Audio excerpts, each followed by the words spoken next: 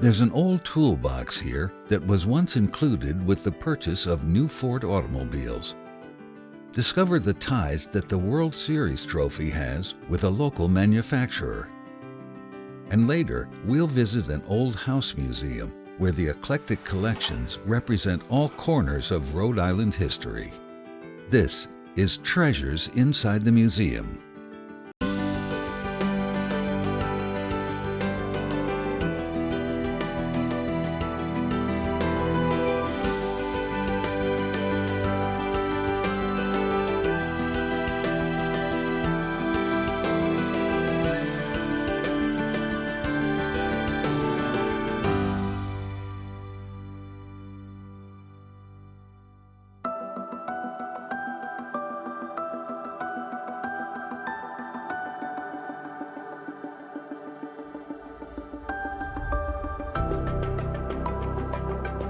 There's an old building in Attleboro that's become a time capsule for the city's industrial past.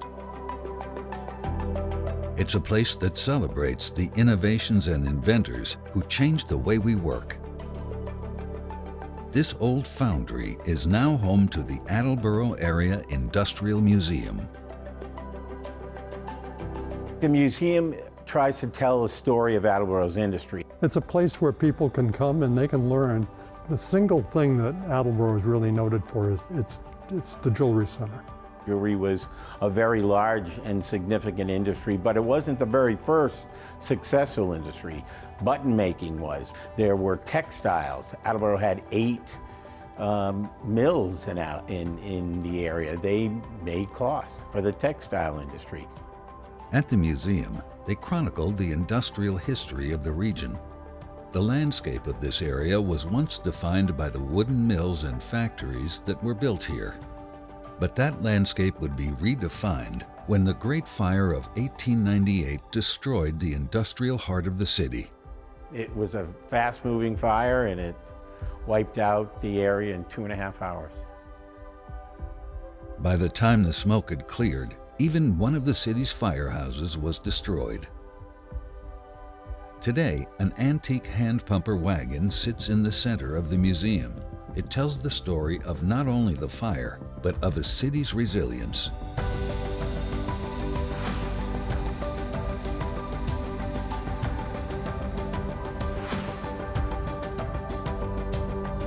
So this is the Fire Queen. The Fire Queen was a pumper. It was made in Pawtucket, Rhode Island by the Jeffers Company, and it was used by the Attleboro Fire Department. And it would be pulled to a fire. It was the source of water, basically. It didn't have a tank on it. It has a pump in the back, and it has feed hose that would be put into a source of water, a pond or a stream deep enough. You notice on the end there's this metal grate that would keep the frogs from getting into the water or whatever else was there.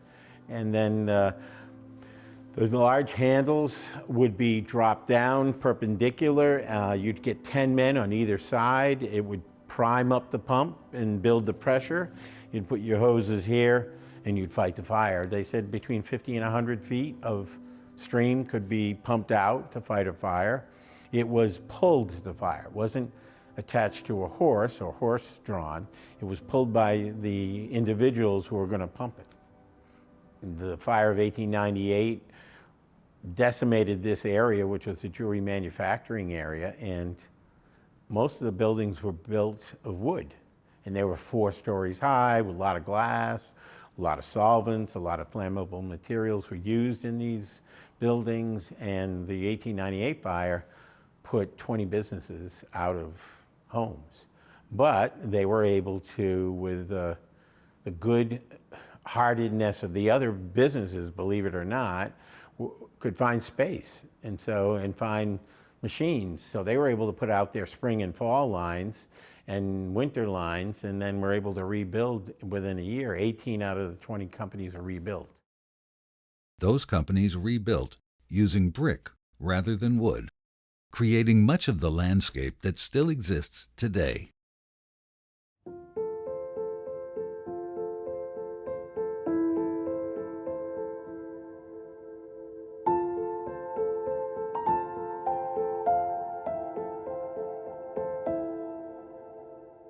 Exhibits here are like a walk through time, reflecting a changing American workplace.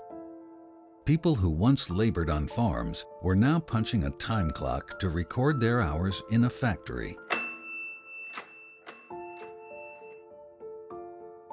Artifacts here include a lot of the tools used by workers, as well as pieces that shed light on the innovative industrialists who were leading the way. Frank Mossberg came to the area through the Providence area, actually, and settled here in Attleboro and created the company called APCO Mossberg. He loved to invent. I think more than actually getting into production. One of the things he did a lot of was the socket wrench. I think he invented the first socket wrench set, and there was a socket wrench set that went with every Model A and Model T that Henry Ford made. I've heard that Henry Ford was in Attleboro quite a bit working with Mr. Mossberg, because Mr. Mossberg also invented the roller bearing, which was very key for making wheels go around without just a hole with a piece of metal going through it. And then he invented several other things. You'll see a pencil sharpener that he made, a whistle that he made.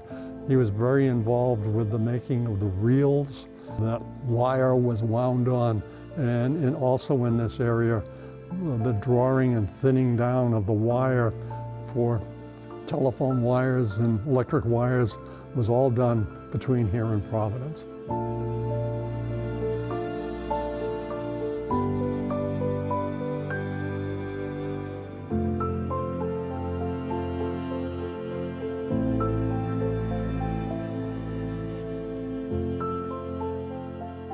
He made what I think is one of the first electric cars that was made, and these cars were made in the late 1800s. This is a picture of one of his electric cars. There's probably 8 people in this little car, and it's probably just a little bit bigger than a Volkswagen in size. But sitting in the front seat, in the driver's seat, which is right here, is Frank Mossberg, and sitting next to him is my grandfather Larson. And in the very back seat, there's a guy sitting way back there, happens to be the grandfather of my wife. And this is something that we found later in years by coincidence. Frank Mossberg created because he loved doing it. He had 200 patents, but he was one of those guys who had companies galore, but he would get into something else quickly because he had that drive to create things, to see things be better than what they were.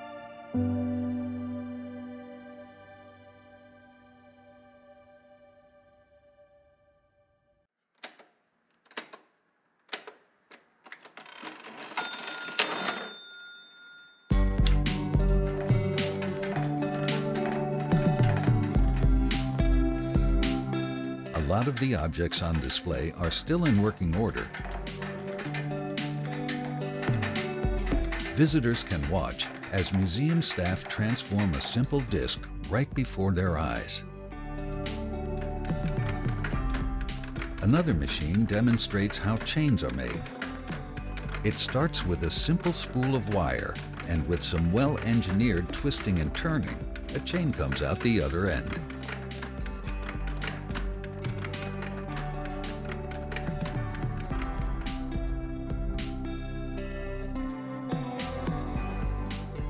In one exhibit space, it looks as if the workers just stepped away from a break and never returned.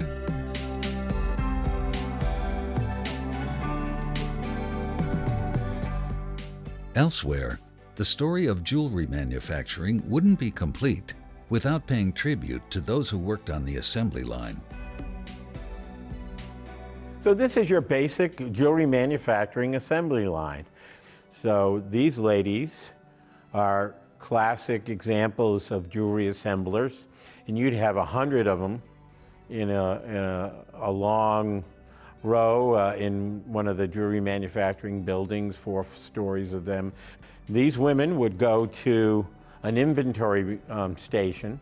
They'd get an order written up, then they need to make 50 earrings. So they'd go to the inventory station, they would tell them how many parts of, you know, item number ABCD12, and then ABCD34, and so on. They'd get those 50 pieces out, they'd put them in a box in front of them, and they'd assemble them. And of course, you had the foreman overseeing. The end result was quality products that customers would value, oftentimes for generations. One of these treasures is the focus of an exhibit that highlights one local company's influence on fashion for over 100 years. The Whiting and Davis Company automated the manufacturing of mesh handbags, regularly adding new designs and eventually accessories and apparel. Anywhere from ladies' pocketbooks to clothing that was made out of metal to all the different jewelry. So all of this stuff was made here in town. Another local company with a reputation that spread far and wide was Balfour. The Balfour Company is one of those pillars of our industrial history here in Attleboro. If people will come in and say, oh, my grandmother worked there, or my uncle worked there, my father worked there. My father was a stone setter, he was a hub and die maker.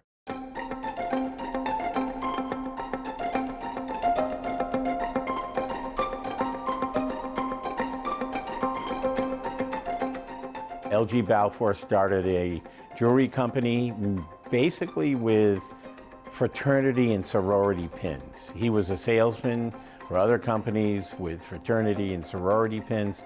He hated the fact that they were poor quality. He inquired about where were the best craftsmen. He found out they were in the Providence, Attleboro area. He moved up in 1913, rented a space, had 8 people in his company. The company quickly developed a reputation for quality and leveraged that status to expand their workforce and their product line. Balfour had a tagline, jewelry's finest craftsmen, and that was what they were known for. So they were known for doing class rings, they were known for high school rings and college rings. The business of class rings made Balfour a household name, but it was another product they created that opened up the professional sports market. This is the World Series trophy. Major League Baseball didn't have a World Series trophy, and Don Jackman was the manager of the trophy department at Balfour in 1966-67. He came to Major League Baseball and said, hey, why don't you have a trophy?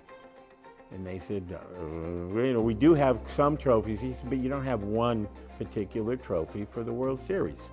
So Major League Baseball said, okay, go with it, run with it. They designed it, they made it.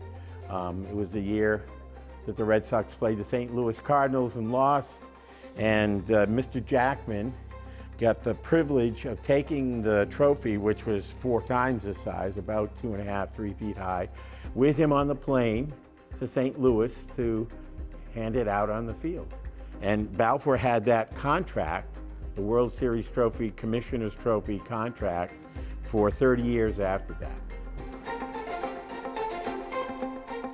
While the World Series trophy is a source of local pride, another treasure at the museum recognizes the individuals who collectively contributed to the company's success.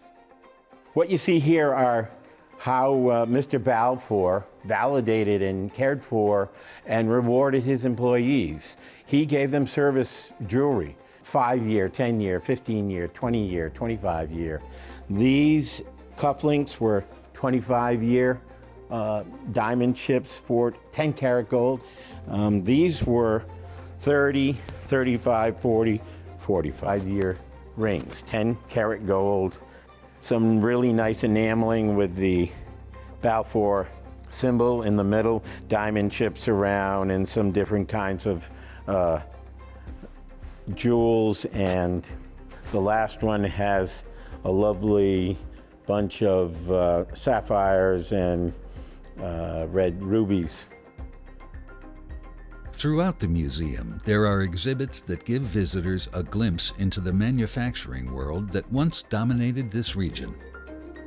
A lot of the tools here look like they were just put down by the men and women who once filled the local factories. The collection also includes the complete workshop of one man who usually worked alone. This is the complete studio of Philip Kreskowski.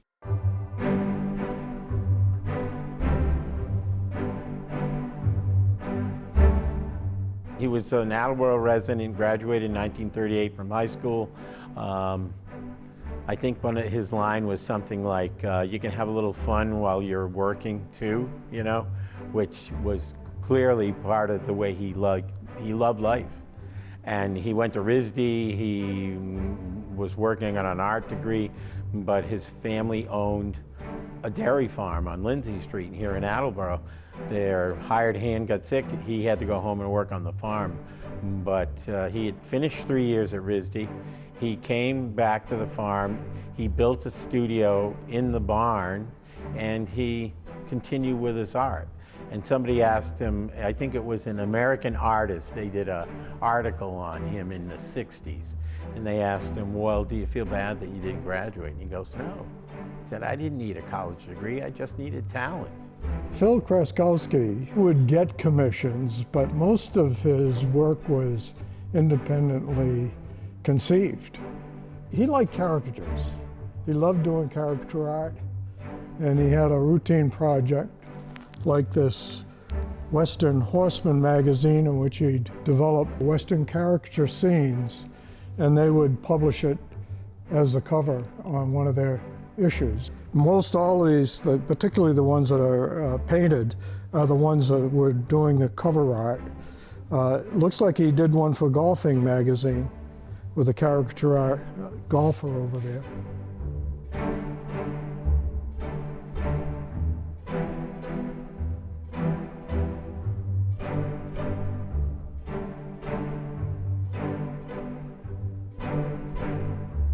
You see how he worked. That's his workshop. You can see some of the different medium he worked in. He liked to work in clay initially, and then worked with acrylics.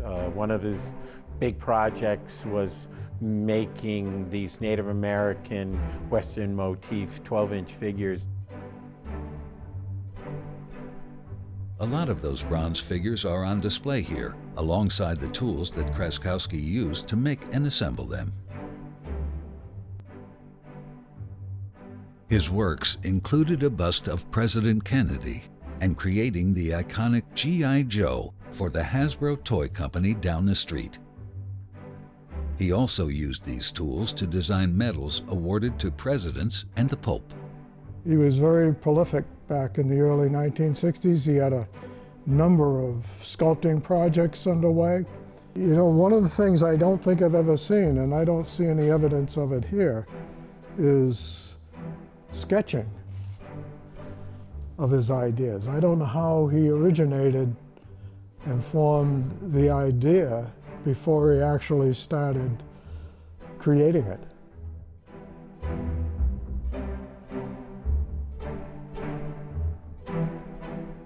From this simple one-person studio workshop to a jewelry manufacturer with a global reach, this area's industrial history is all on exhibit in this museum.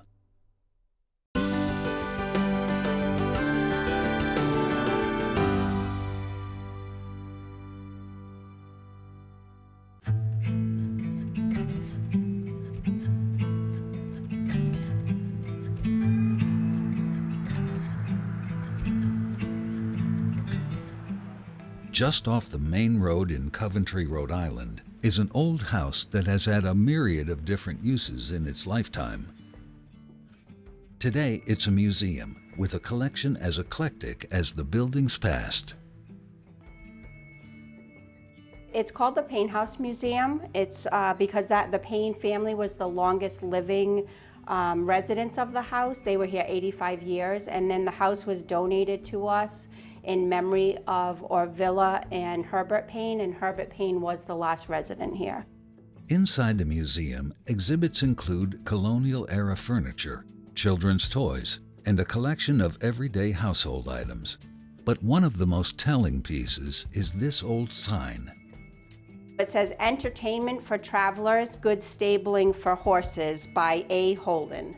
The sign is very rare. It would have been for the tavern at the time, and this street, actually Holden Street, was named after Holden Tavern when it was here.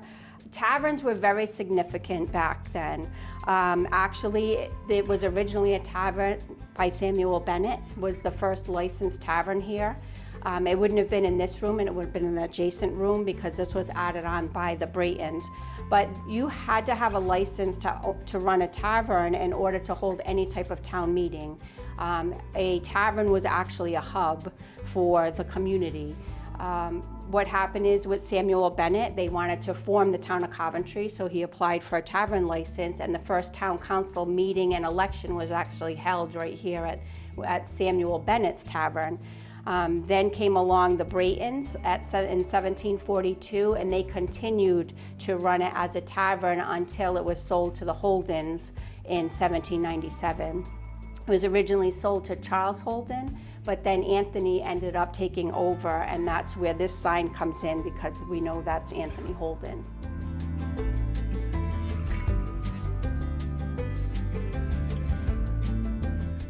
Back then, the tavern was a meeting place.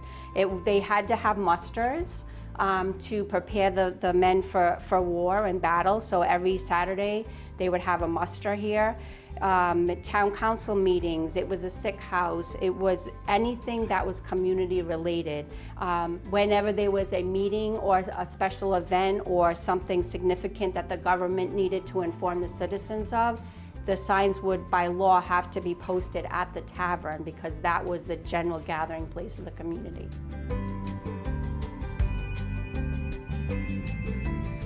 So the neatest part about this house is that there are so many rooms, little rooms, big rooms, and it's just fascinating that every single drawer in this house and every single closet and cabinet all have little trinkets that have a lot of unsolved mysteries. This has been another mystery piece because we do not know who donated it to us, and we do not know who actually wore it. So we have so many cherished pieces like this that it would be great that if we could track the history and know exactly who wore it, who donated it, so we would have all the clues, all the mystery behind some of our artifacts solved. So that's really important to us. In another gallery, there is a Civil War-era drum, an assortment of early American muskets, and other military hardware on display. The real challenge is preserving the textiles in the collection and the stories they tell. Martin Smith came from North Scituate, who was the second lieutenant in the 14th Rhode Island Heavy Artillery Black Regiment, Rhode Island's only black regiment. This is Martin's second lieutenant hat. You can see by the braid on the top that it's an officer's hat. Unfortunately, it's in pieces, but it's a keeper, it's a keeper. I'm trying to preserve this for future generations to come to see. As you can see, this hat right now is caved in. So what should be done, which we're going to try to do pretty soon, I'm going to try to make a mount for it around. So when I put this on here, it stays like the way it's supposed to, so it won't compact down, and the cloth is going to deteriorate, start to split, and get worse. So you make a nice little cradle for it, and we put it in the, the glass case. The environment that collections are stored and displayed in has a direct impact on their long-term condition. This is almost always a bigger challenge for small museums that are often run primarily by volunteers. Objects can be adversely affected by light, temperature, humidity, pollution, and of course, human touch. In the case of this old barn loom, saving and restoring it became a passion project. This is a 2-harness loom, 2 harnesses, and I have over 400 heddles. Now I'm going to step on the treadles and change the shift, and I'm going to take the shuttle stick and throw it through.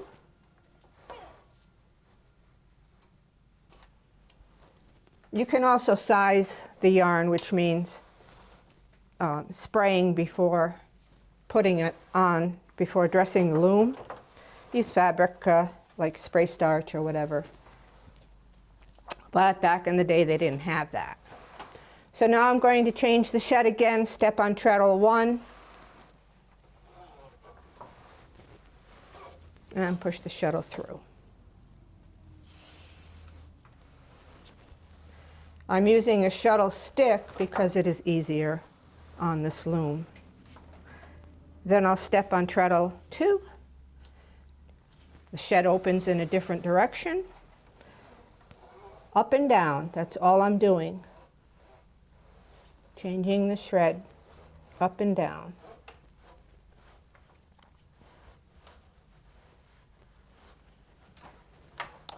And that's basically what you do. This loom has a history with the house, and this was discovered in the attic of the Charles A. Foster barn in the backyard by Dave Westcott with the Rhode Island Spinners Guild. And we saved it from being thrown out. We brought the pieces outside, numbered them, and brought them in here and put it together and brought it back to life. Today, the loom serves a dual purpose. Visitors to the gift shop can purchase towels made here, and demonstrations are often put on for visitors.